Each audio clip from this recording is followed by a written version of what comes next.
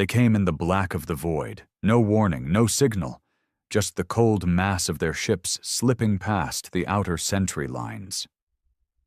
The bastards must have been watching us for years, maybe decades, waiting for the moment when Earth was weakest. They got it wrong. The first transmission was a demand, if you could call it that.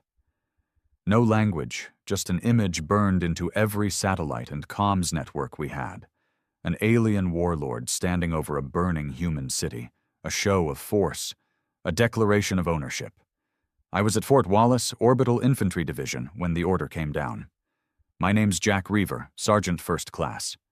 I'd been in the Mars Forward Recon for 10 years, long enough to know when a fight wasn't going to be fair. Problem was, this one wasn't fair for them. "Reaver," my CO barked. "Suit up. The bastards made their first move. They took Europa Station." Europa. Over 1,000 civilians gone in minutes. Vaporized. The news hit Earth like a punch to the gut, and just like that, the politicians who'd preached peace talks shut the hell up. Now it was up to men like me to speak for humanity. We launched from the Mars Orbital Railgun Station within 24 hours. 6 drop carriers, each packed with 3 squads of hardened veterans. The plan was simple. Intercept the alien flotilla before they could push past Mars and hit the inner system. Kill them in space. No quarter. The bastards had sleek, organic-looking ships, like giant bone constructs wrapped in shimmering dark metal. We called them Reapers. Fitting name, considering what they'd done at Europa. 30 seconds to breach, came the pilot's voice in my ear. I checked my rifle, a Gauss repeater designed to punch through starship armor at close range. The men around me were silent, focused. No bravado, no speeches. We'd seen too much for that. The breach pods slammed into their lead destroyer with bone-jarring force. The instant the hull cracked, we poured in. 30 men, fully armed, facing whatever alien hell waited inside. And hell it was. They weren't tall or elegant like in the old science fiction flicks.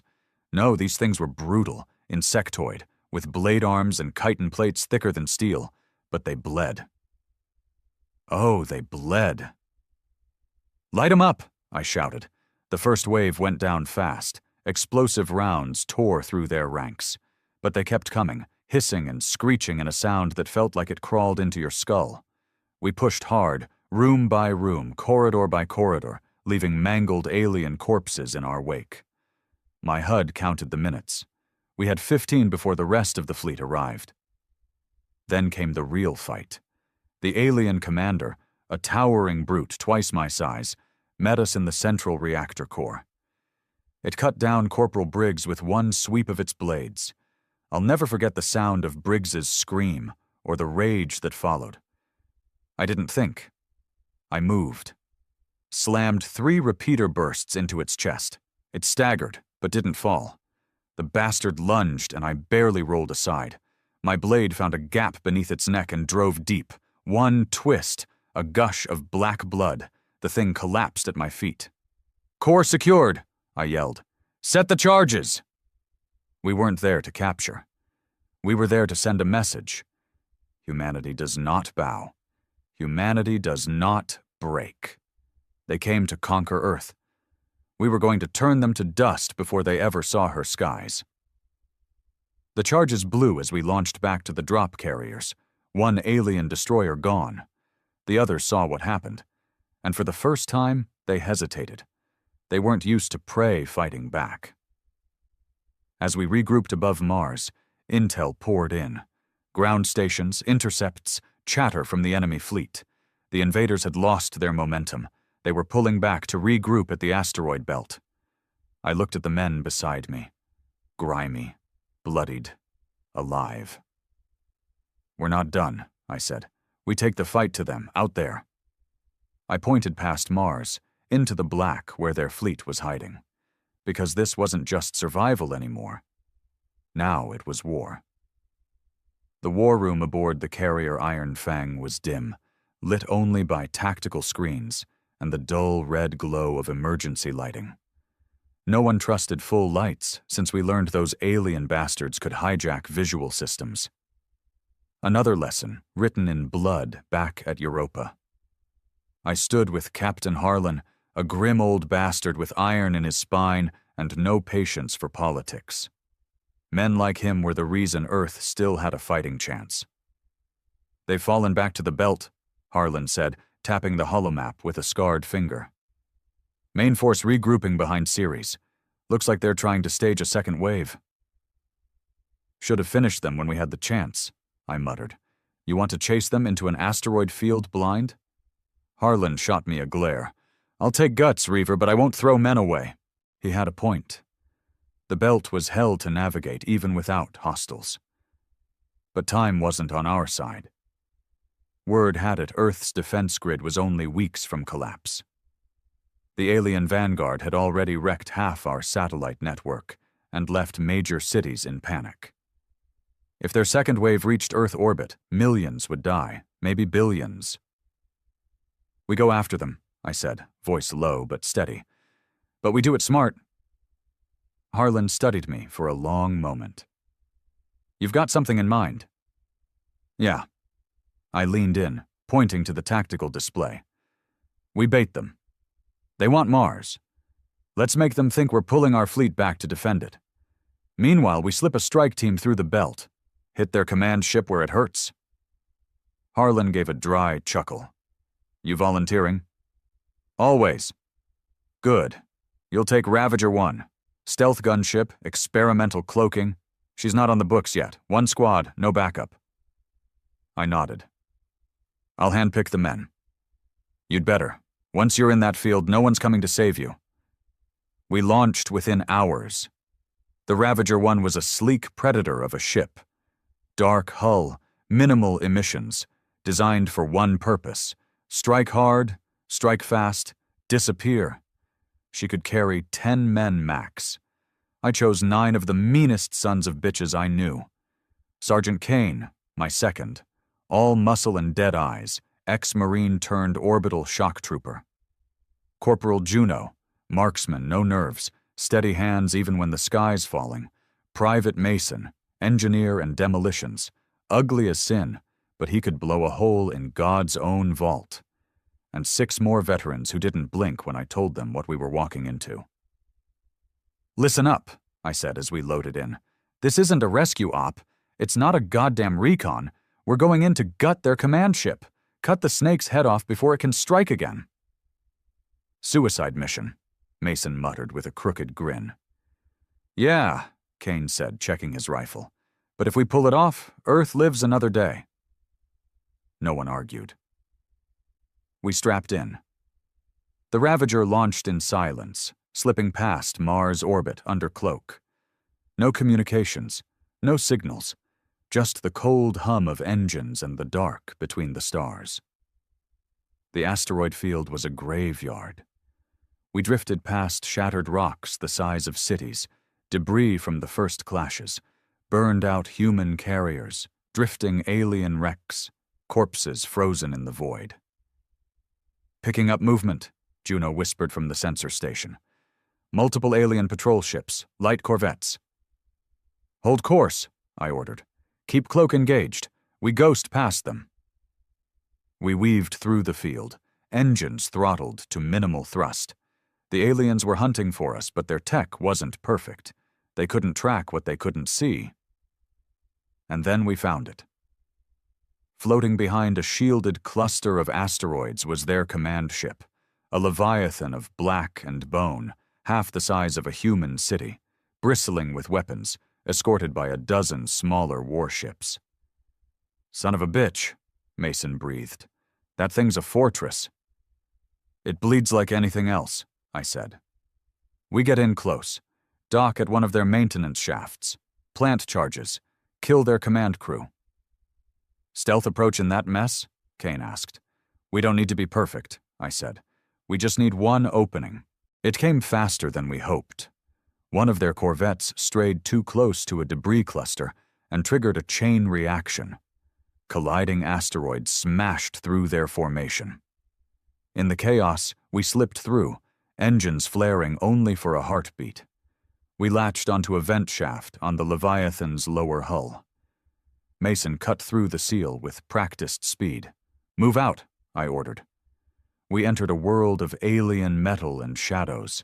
The air smelled of ozone and something fouler, like rotting meat. "Keep it tight," Kane whispered. Corridors twisted in impossible geometry, walls pulsing with bioluminescence, alien script running in streams of light. We advanced methodically, rifles up, safeties off. First contact came fast. 2 insectoid sentries rounding a corner. I dropped one with a clean burst to the head. Kane took the second before it could sound an alarm. "Mark this corridor," I said. "We'll need a clean exit." We reached the core chamber after 20 brutal minutes. The place looked like a cathedral of bone and circuitry, an altar to some alien god of war. And at the center stood their commander. Not just a brute this time.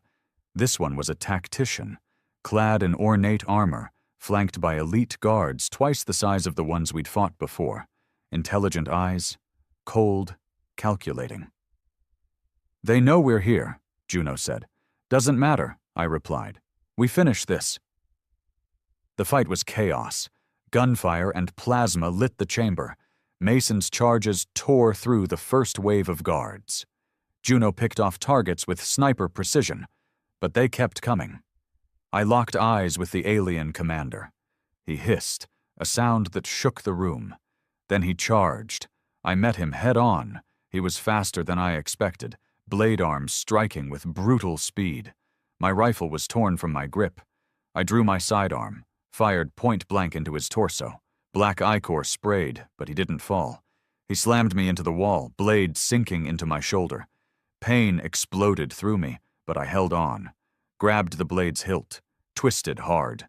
The alien reeled. Kane tackled him next, slamming a combat knife into the creature's throat. Together we drove it down, until the light finally faded from its eyes. Silence fell. "Charges set?" I gasped. "All over the core," Mason panted. "We've got 5 minutes." "Then let's move." We sprinted back through the corridors, bloodied and low on ammo. Alarms screamed across the Leviathan. More hostiles swarmed from every direction. "Cut left," I shouted, "through the vent shaft." We fought every inch, Juno's last clip taking down 3 pursuers, Kane carrying a wounded Private Ellis over his shoulder. I was bleeding out, vision swimming, but I wouldn't fall here. Not now. The Ravager waited, engines hot. We launched the second we docked, shields flaring as the Leviathan's weapons opened fire. Then the charges blew. A chain reaction of explosions ripped through the alien ship. The core detonated, fire and debris erupting into space. The Leviathan split apart, its escorts scattering. Cheers broke out in the cabin, but I didn't celebrate yet. "Set course for Mars," I rasped. "We're not done." As we limped back through the field, intel came in from Harlan's fleet. The alien forces were in full retreat. Without their command ship, their formation had crumbled. Human forces were pressing the advantage. The war wasn't won. Not yet. But for the first time, we had bloodied them so badly they couldn't ignore it. We'd proven one thing. They came to conquer Earth. But humanity turns its enemies to dust before they even reach her skies. The Ravager 1 docked at Fort Wallace's orbital hangar to a silent crowd. No fanfare, no brass bands, just soldiers, engineers, and grim-faced officers watching us limp off that ship.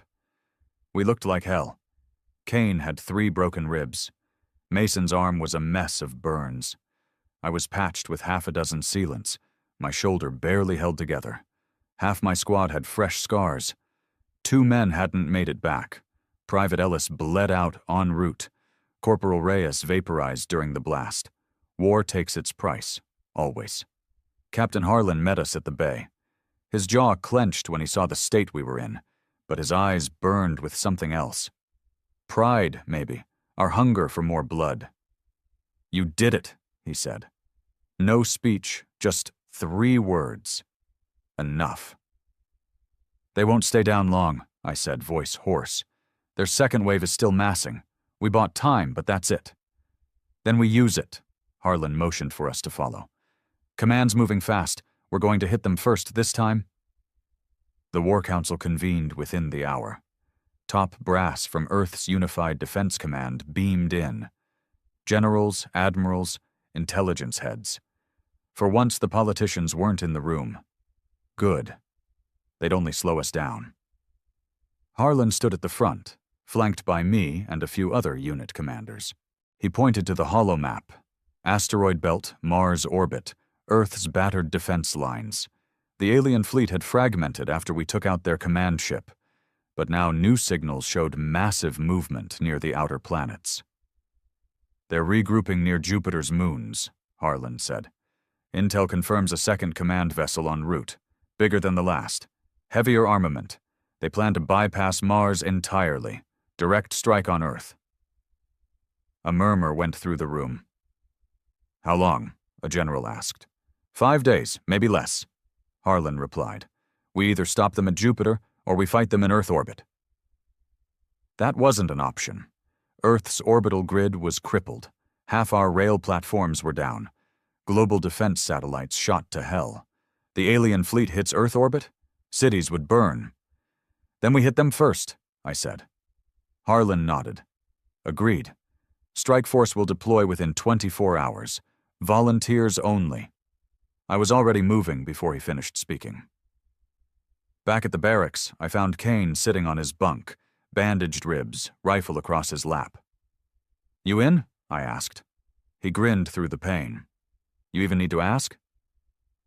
One by one, I gathered the squad. Juno. Mason. Arm in a sling, but already rewiring demo charges. A few replacements for the men we'd lost. Young, eager, not stupid. They knew what they were walking into. By nightfall, we were prepped. We launched on the ISS Valkyrie, a retrofitted heavy cruiser with teeth, plasma torpedoes, rail cannons, point defense turrets. She was slower than the Ravager, but she could punch. Fleet Command sent 6 more ships with us, 3 cruisers, 2 destroyers, and a stealth frigate. Not enough to match the alien numbers, but enough for a precision strike. "Remember," Harlan said over fleet comms, "this isn't about winning the whole war today. It's about making sure their second wave never reaches Earth. Our target was the new command ship, a monstrous dreadnought codenamed Leviathan Prime. Bigger, smarter, deadlier. We had one shot. The approach to Jupiter was rough. Radiation storms battered our shields. Alien scout ships prowled the system, but our stealth screen held. Then we saw it.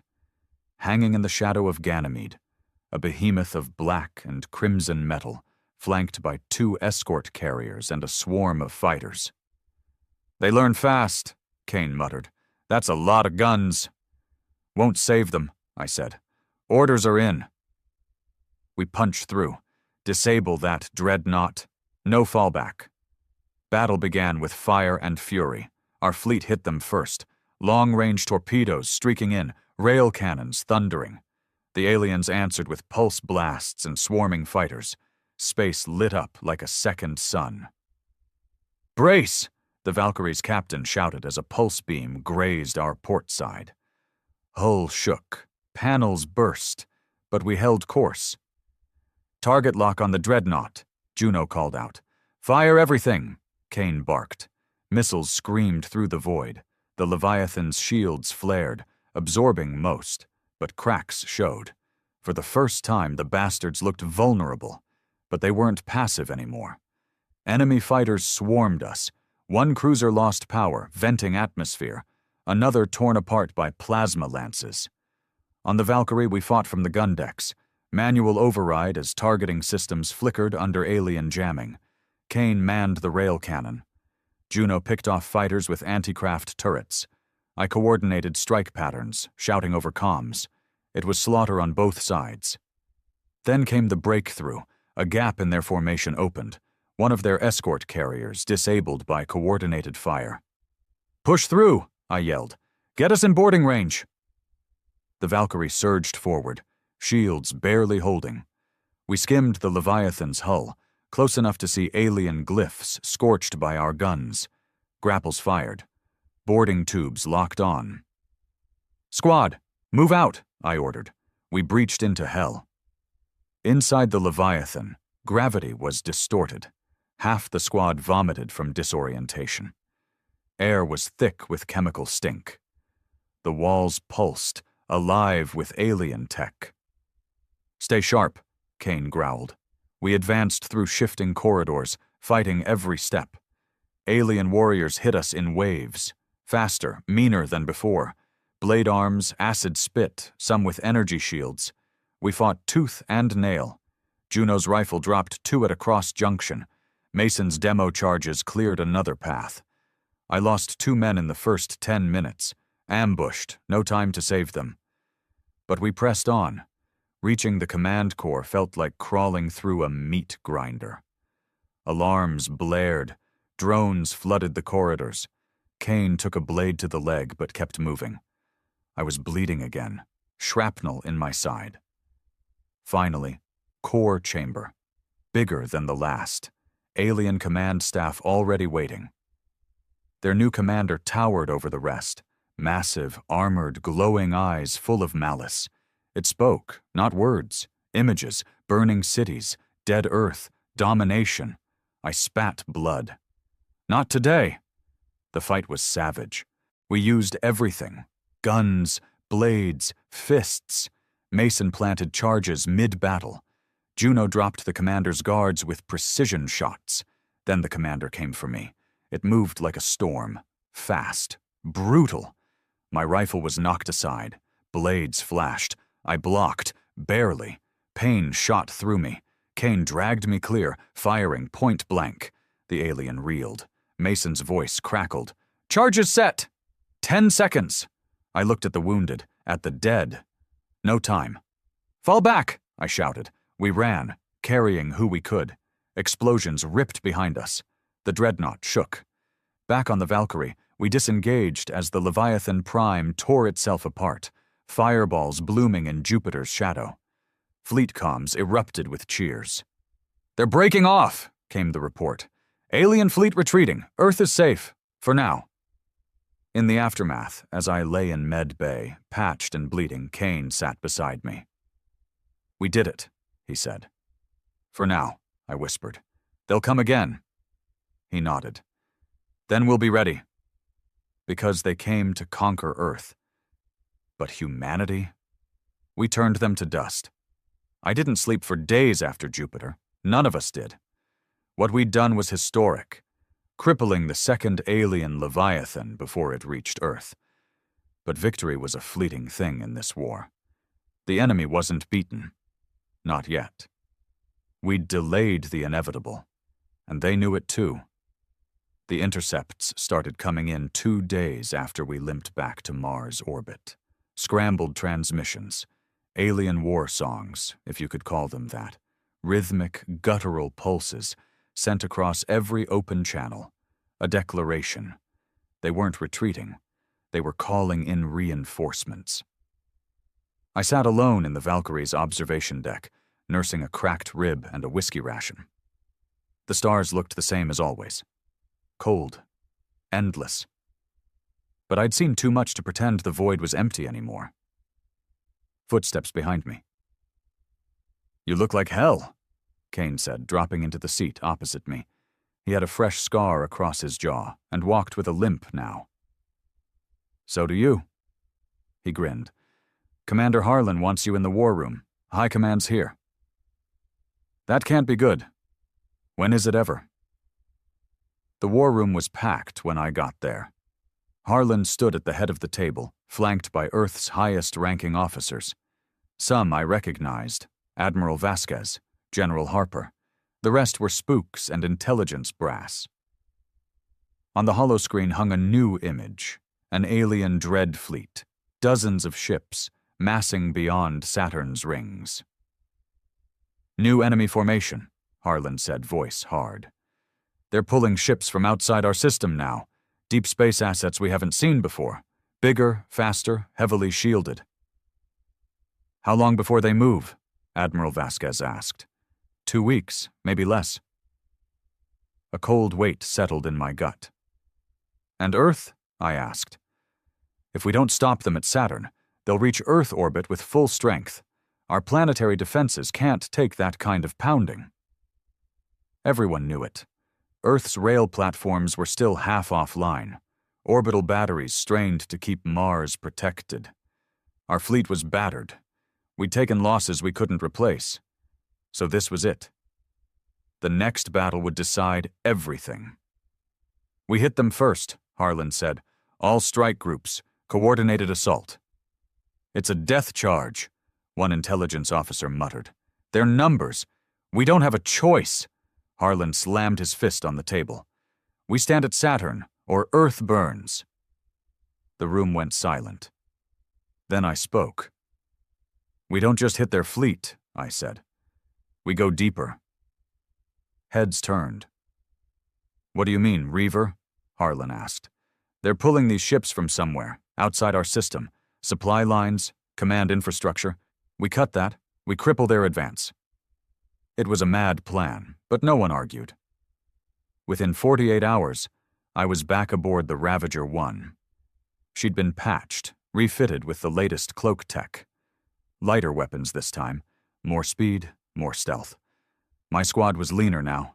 Kane, Juno, Mason, 3 new operators, fresh but experienced, pulled from Mars Black Ops. Our mission: infiltrate the alien staging base beyond Saturn, gather intel, sabotage whatever we could. Think they'll expect us this time? Kane asked as we prepped. They should, I said, but that's never stopped us. The approach was the tensest I'd ever flown. The Ravager drifted through Saturn's rings like a ghost. Static fields and asteroid shadows masked our entry. Beyond the rings, we saw it. A massive alien station. Half-constructed, bristling with weapon ports and docking arms. Around it, a skeletal fleet. Freighters, cruisers, unfinished dreadnoughts. This is where they're building their next wave, Juno whispered. I nodded. We take it apart. We latched onto the station's outer superstructure, cutting through hull plating. Inside was a twisted maze of scaffolding, pulsating tech, and swarming engineers, smaller alien breeds we hadn't seen before. Builders, fast and skittering. We plant charges in the main conduits, I ordered. Gather whatever data you can, fast and silent. The first hour went smooth. We moved like shadows, avoiding patrols, planting charges. Then it went to hell. One of the new operators, rookie named Grayson, triggered a motion sensor. Alarms shrieked. The whole station lit red. Move, I shouted. We finished the job. What followed was chaos.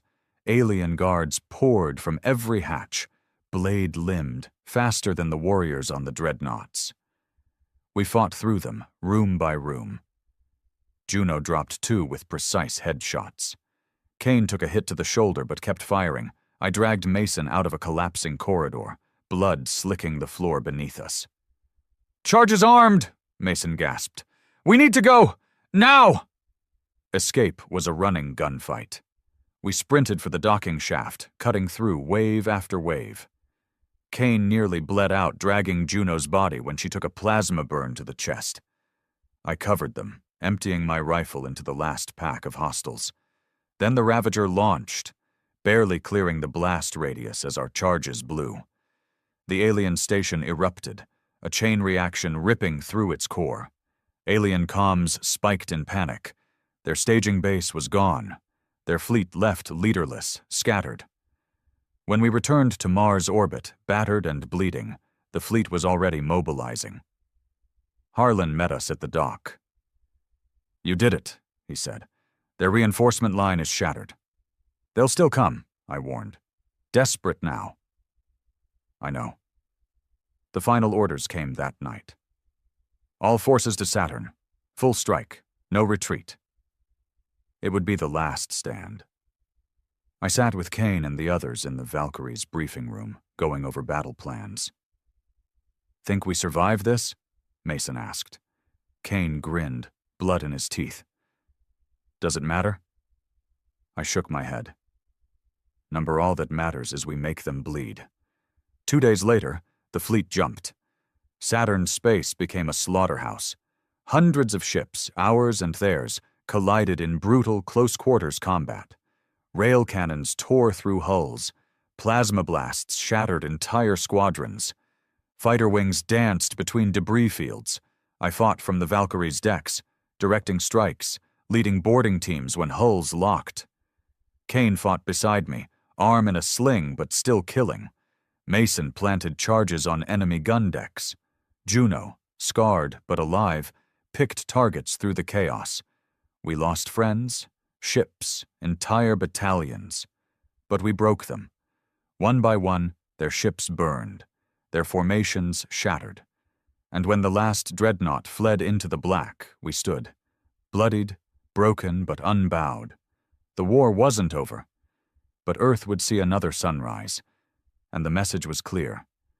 They came to conquer Earth. We turned them to dust. The weeks after Saturn were a blur of blood and exhaustion. The battle had been the costliest in human history. Entire fleet groups wiped from the sky. Half of Mars' orbital defense ring gone. Earth's last functional rail cannons down to 30%. We'd won the battle, sure, but the war, that was still hanging by a thread. The enemy wasn't finished. They couldn't push forward after Saturn. Not yet. But we'd intercepted their final transmissions, calls for reinforcements, desperate and angry. There were still more of them out there. Bigger ships, worse weapons. And they were coming. I stood on the outer observation deck of Fort Wallace, staring at Earth through the reinforced glass. It looked fragile from here. A pale blue sphere, battered by orbital debris, and the blackness creeping ever closer. Billions down there, still living their lives, most of them blissfully ignorant of how close we'd come to losing it all. Kane joined me, limping from his wounds.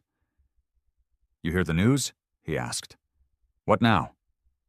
"Command intercepted a deep space signal. Real long-range stuff. Not from Saturn, further." I turned, pulse quickening. "How far?" "Deep Kuiper, outer system. They're calling in something big." My stomach turned. I'd fought them at Europa, at Mars, at Jupiter, at Saturn. Each time they adapted got nastier. If they were pulling forces from the edge of the system now, whatever came next would make the Leviathan look like a toy. "How long?" I asked. "Month. Maybe 2. I exhaled slowly. Not long enough. In the days that followed, the mood on Fort Wallace shifted. No more victory speeches. No more "we've got this" bravado. Everyone knew what was coming. The blackest fleet yet. High Command issued the new op orders, Operation Black Spear, a deep strike to the Kuiper Belt. Intercept whatever was coming before it could mass inside the system. I was back in the war room with Harlan, Kane, and the remaining fleet officers. The holomap showed our ragged fleet, barely 30% of what we had before Saturn. "We can't fight them head-on anymore," Harlan said flatly. "We need to hit them where they're staging, force them to scatter." "And if we fail?" one captain asked. "Then Earth is finished." I volunteered again. Of course I did. The Ravager 1 had been refitted once more. Patched, rebuilt. This would be her last mission. We all knew it. My squad was down to the bone.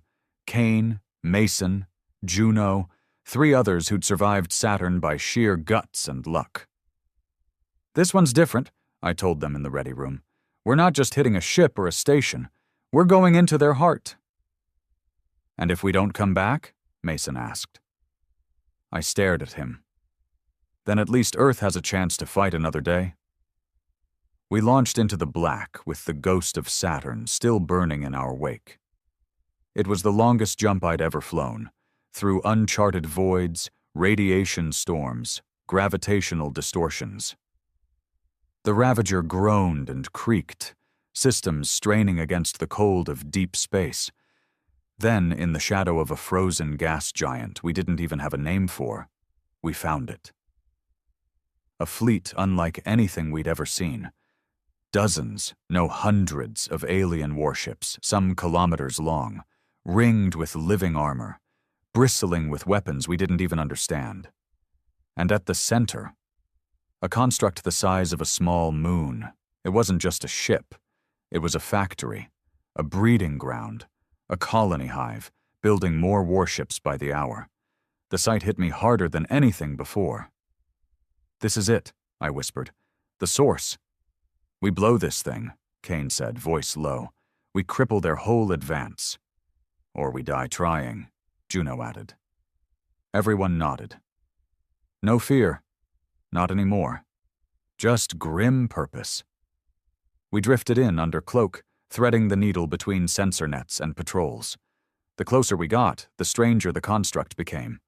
The hull wasn't metal. It was organic, alive, pulsating with sickly light. Alien forms scurried across its surface, engineers, drones, things we'd never cataloged. "They're building entire fleets here," Mason breathed. "This thing's a goddamn womb." I felt cold all over. "This is why they came," I said. "Not just to conquer Earth, to seed the system, to turn it into their hive." And we were the only ones close enough to stop it. We found a docking strut and cut our way in. Inside, the hive was a nightmare. The walls were flesh and bone, shot through with living tech. The air was thick and humid. Every breath tasted like rot. We moved fast, rifles up, charges prepped. First contact came near what looked like a birthing chamber. Dozens of half-grown war beasts suspended in gel. The guards were new, massive, armored, almost impossible to kill. We fought like demons. I burned through 2 mags before the first went down. Juno took a plasma bolt to the leg.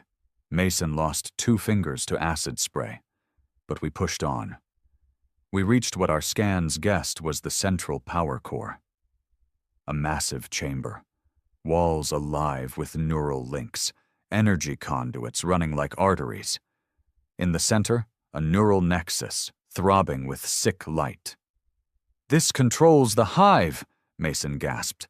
"Kill this, we kill everything." We planted every charge we had, and then hell broke loose. Alarms shrieked in frequencies that made my skull ache. Drone swarms poured in, hundreds of them, clawed and shrieking. "Hold the line," I shouted. We fought with everything, rifles, knives, fists. Juno went down first, dragged under a pile of drones. Kane lost his good arm to a blade swipe, but kept firing one-handed. I killed until my gun jammed, then used it as a club. The charges were set. Timer ticking. We made it to the Ravager with seconds to spare. Half the squad gone. Kane barely conscious. Mason missing an eye. The hive erupted behind us, a wave of flame and biological detonation that lit the black. Alien ships scattered, crippled. Their heart was gone. The jump home was a nightmare, barely held together, bleeding from 6 wounds. But when we broke back into Mars orbit, the comms lit up. The enemy was retreating, scattered, disorganized. No new ships coming through the outer system. We'd done it. I sat in the med bay, staring at Earth. Kane was in the next bunk, missing half of himself but alive. "You think they'll be back?" he asked. I looked out at the stars. "They always come back," I said. "But next time, so will we." Because they came to conquer Earth, and we turned them to dust. The official report said the Battle of the Kuiper Hive was a strategic success. High Command drafted a neat summary. Critical infrastructure destroyed, enemy fleets scattered, systems secured. For now. The truth was uglier. We'd barely made it back. The Ravager one was a wreck. Kane was missing an arm and half a lung. Mason couldn't see out of one eye. Juno wasn't coming back at all. We left too many men behind in that hell. And worse, When we returned to Fort Wallace, the celebrations were muted. The war wasn't over. No one believed that for a second. The enemy wasn't finished. I stood in the Fleet Memorial Hall a few days after we docked, staring at the wall of names. 3 new columns since Saturn. Another 2 since the Hive strike. Thousands of names etched into cold metal. I found Juno's name. I stood there longer than I should have. She'd been good. Too good for this damn war. Kane found me there. "You're limping," he said. "You're missing an arm," I shot back. He smirked, the old spark still in him. "Doctors say they can fit me with a new one. Not the same, but it'll shoot." "Good." He fell quiet, eyes on the wall. "You think we bought enough time?" he asked. I didn't answer right away. I didn't know. The next morning I got called to the war room. Harlan was there, grimmer than usual. His hair had gone pure gray since Saturn. He didn't waste words. "We've got a new problem," he said. I leaned forward. "What kind of problem?" He brought up a new holo feed, grainy footage from deep recon drones. An alien ship, enormous, bigger than anything we'd faced. Not a dreadnought, not a carrier, something else. No weapons, no escorts, just drifting slowly toward the inner system. "What the hell is that?" I asked. "We don't know," Harlan said, "but Intel calls it a seed ship." The word tasted wrong. "What's it carrying?" Harlan's face hardened. "Colonization bioforms. They're trying to seed the planets, not conquer, not occupy, transform." My stomach turned cold. "If that thing reaches Earth..." "Earth won't survive," Harlan finished. "Not as we know it." We had a month.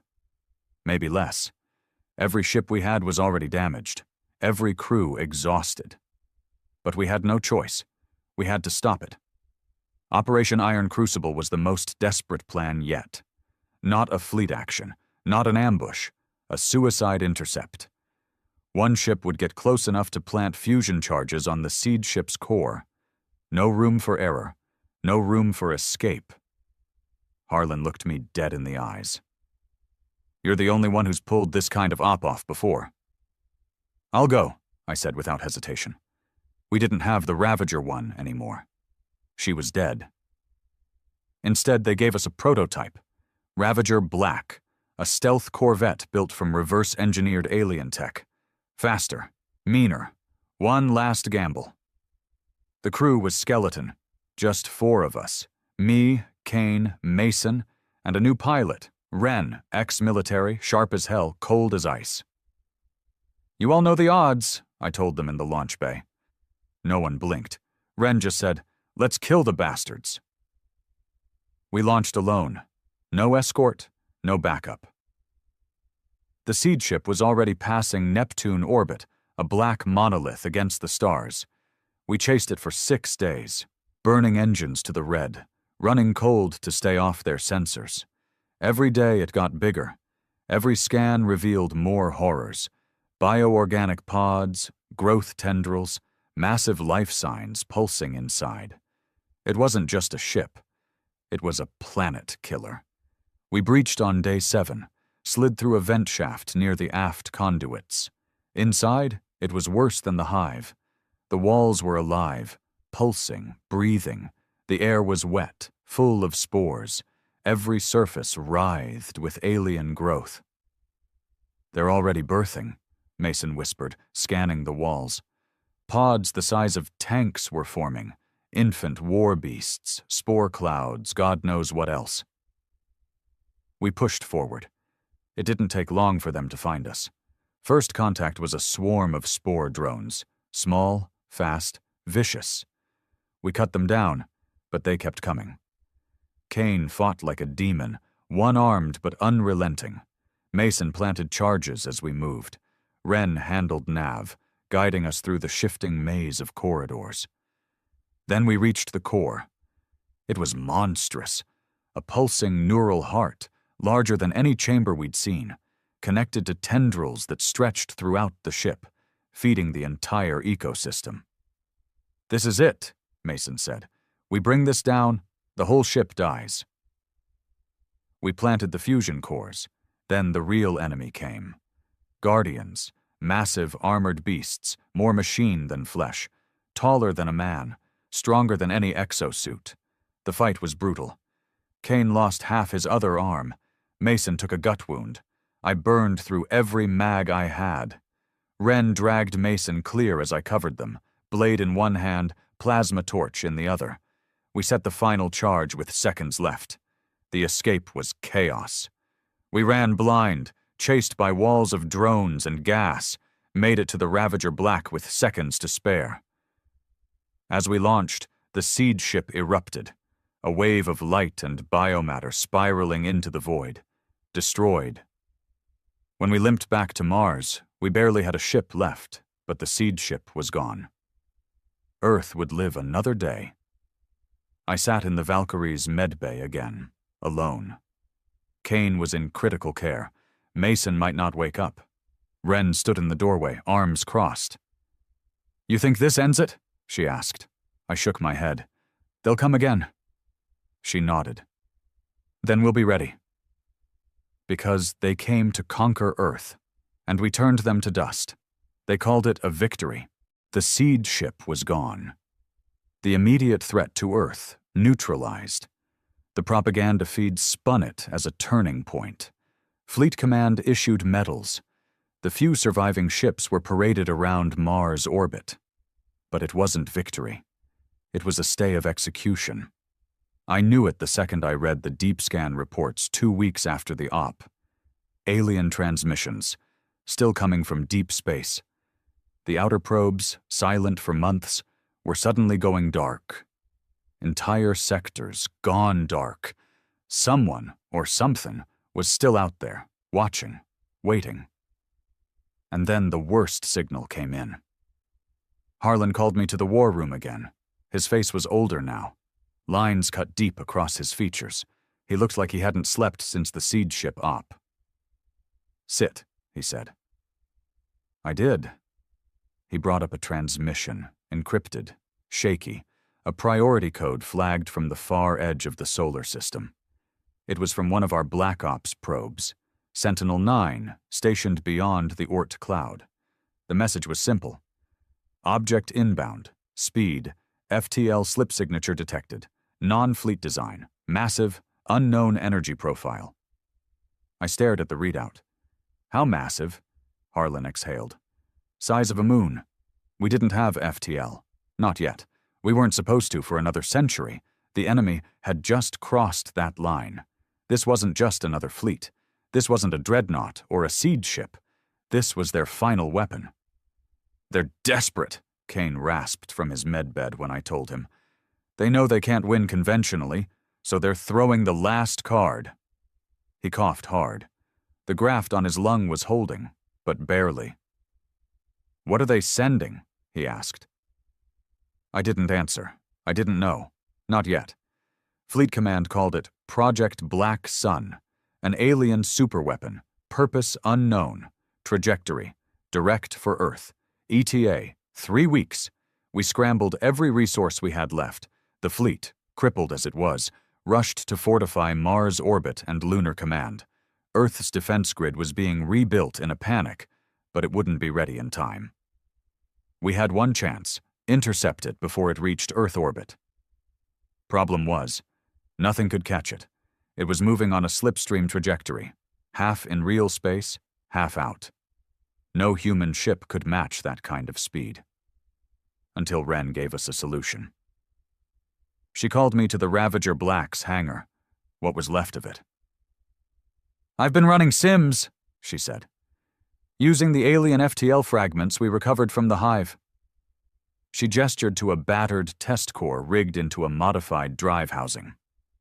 "It won't hold for long, but if we piggyback the slipstream, we can intercept," I finished. She nodded.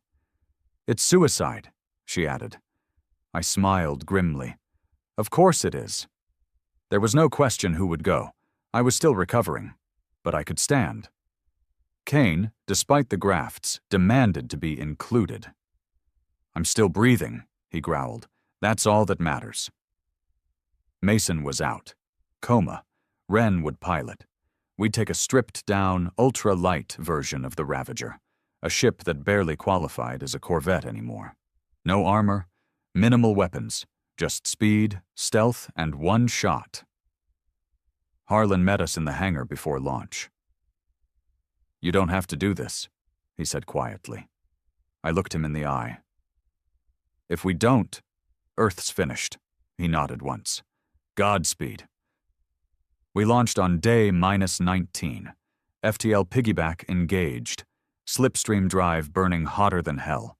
The stars stretched and warped around us, colors bleeding together. None of us spoke for the first 12 hours. We knew what this was. On day -16, we caught up to it. Project Black Sun. It wasn't a ship. It was a living construct, part planetoid, part machine, part biological mass the size of a small moon. It pulsed with energy, massive gravitational distortions warping space around it. The scans made my blood run cold. "It's not meant to fight," Ren whispered. "It's meant to consume." She ran the bioscans. "It's a terraformer, a corruptor. If it reached Earth's atmosphere, it would spread a nanoplague, bioconvert the entire planet into a living hive. No survivors. No Earth." We plotted an intercept course. There was no docking this time. We'd have to breach from the outside, plant the last of our fusion warheads at key points along the core, then detonate and try to escape. Day -14, we made our approach. The outer surface was a nightmare. Black bone structures, living membranes, tendrils that lashed through space like serpents. Drones swarmed in waves, thousands. We drifted in, engines dark, under cloak. Then we breached. Inside was like nothing we'd seen. A planet's worth of life, all wrong. Flesh corridors that stretched for kilometers. Chambers the size of cities, full of growing bioforms. I couldn't even classify most of them. They weren't just soldiers. They were ecosystem seeds, genetic converters, spore clouds, warped things built from stolen human DNA. We moved fast, planting charges at key junctions. Ren coordinated from the ship, feeding us the map in real time. Kane fought like a man possessed, one arm gone, moving like a predator. On day -13, everything went to hell. The core of Black Sun was aware. It began shifting, rewriting itself in response to our presence. Walls moved, corridors closed behind us, and then the true Guardians arrived. We called them Harvesters. Titanic beasts, 3 stories tall, blade limbs, living armor. I emptied 3 mags into the first. Kane finished it with a shaped charge. But they kept coming. We lost the first timer charge in a collapsing corridor, had to double back, fight through a horde of drones. Ren's voice crackled in our ears. "You have to move!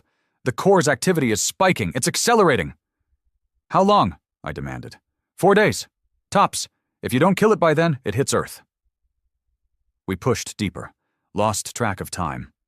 Blood loss made my vision swim. Kane collapsed twice, dragged himself up both times.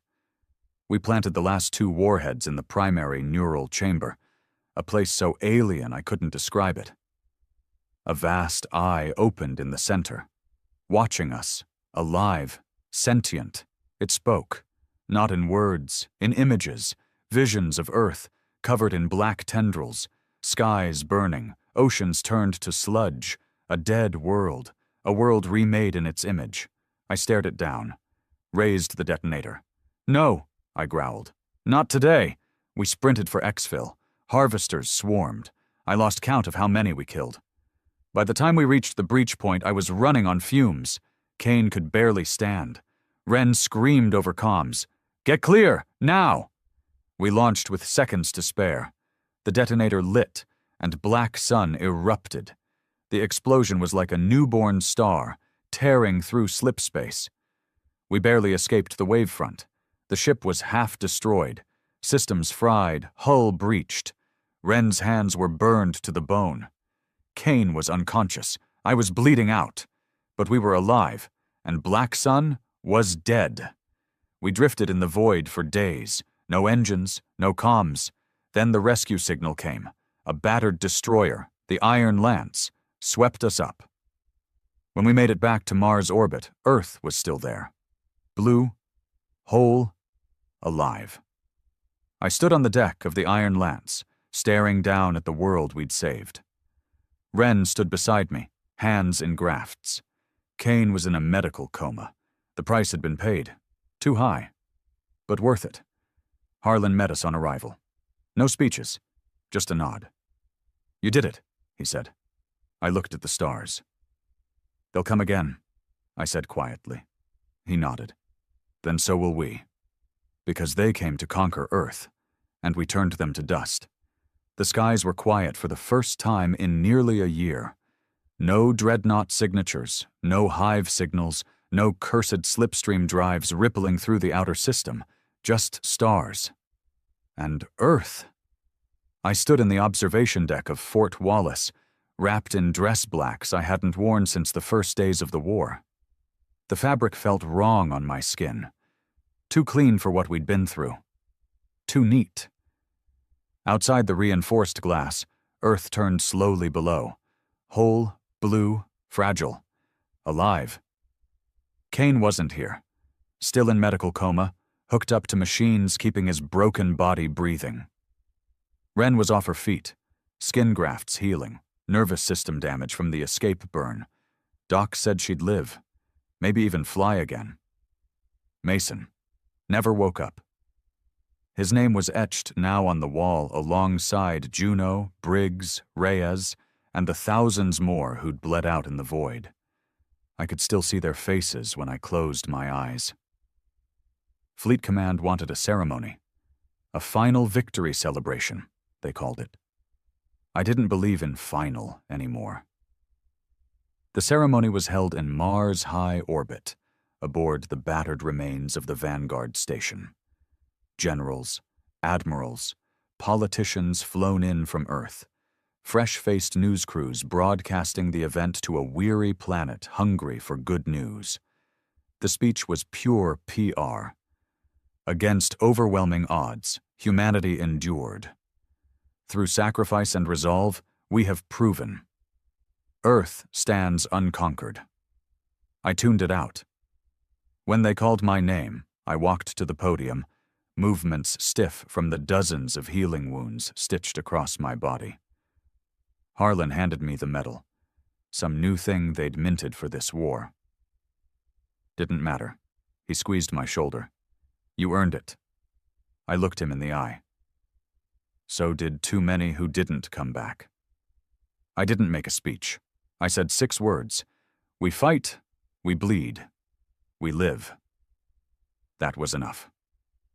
After the ceremony, I found Wren sitting alone on the outer deck, her arms swaddled in healing mesh. She nodded as I approached.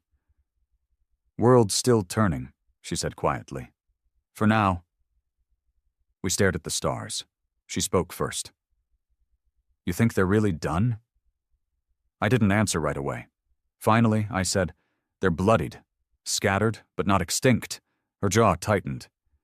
"So it's not over." "It never is." That night, back in my quarters, Harlan sent me an encrypted file, a single deep space scan. Beyond the outer system, deep, deep beyond, faint energy signatures. Weak, fragmented, but real, remnants. A knock on my door. Kane, standing with the help of a cane, wrapped in braces, eyes hard as steel. "You see it?" he asked. "I saw." He grinned, broken teeth, scarred jaw. "Then we've got work to do." 6 months later, the fleet wasn't parading anymore. No one on Earth really knew. The media kept feeding peace stories. War's over. Victory for humanity. But in the Black, we knew better. The Black Guard was born, an unofficial unit, off the books. Veterans of the Hive, Saturn, Black Sun. Ragged, scarred, hardened, not built for show, built to hunt. Our job was simple. Seek, strike, destroy, hunt down the last embers of the enemy before they could light another fire. We flew in old hulls, patched with scavenged alien tech. Wren led the flight wing, her nerves rebuilt, hands steady again.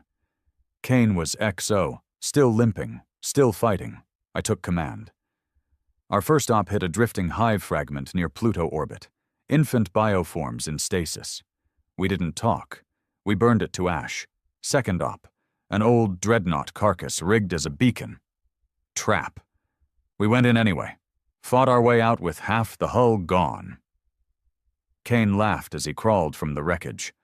Just another Tuesday. Word spread. More veterans came. Pilots, gunners, Black Ops ghosts from missions that never made the news. They didn't want medals. They wanted payback. The enemy had learned too. Smarter, meaner. They didn't fight in fleets anymore. They fought in shadows, sleeper pods, viral codes seeded in old systems, corruptive spores hidden in asteroid belts. It wasn't a war of ships now. It was a war of knives in the dark.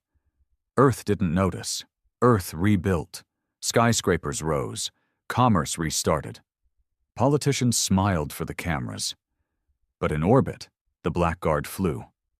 We lost people. Too many. But every time we cut out another infection, another nest, another seed pod, Earth stayed safe a little longer. And I kept the same ritual. Every time we burned another threat, I'd stand in the wreckage and whisper the words, "You came to conquer Earth. We turned you to dust." Years passed. I stopped counting. Kane's hair went white, his scars multiplied. Wren led her own strike wing now, twice as fast, twice as deadly. And me, still fighting. I got an encrypted message, one cold shift. Deep drift signal detected. Old code. Europa sector. I smiled grimly. Europa. Full circle. We launched at once. Found a drifting spire. Alien tech fused with human wreckage. Inside, something worse than a seed ship, a transmitter, calling out. We destroyed it. But as it burned, one last signal burst through. A frequency I'd never heard. Beyond the system, deeper, older. When we returned, Harlan was waiting. Older now, slower, but his eyes were sharp. "You heard it," he said. I nodded. "They're not done." "No," he agreed. "They never will be." The cycle was clear now. War never ends. It just changes.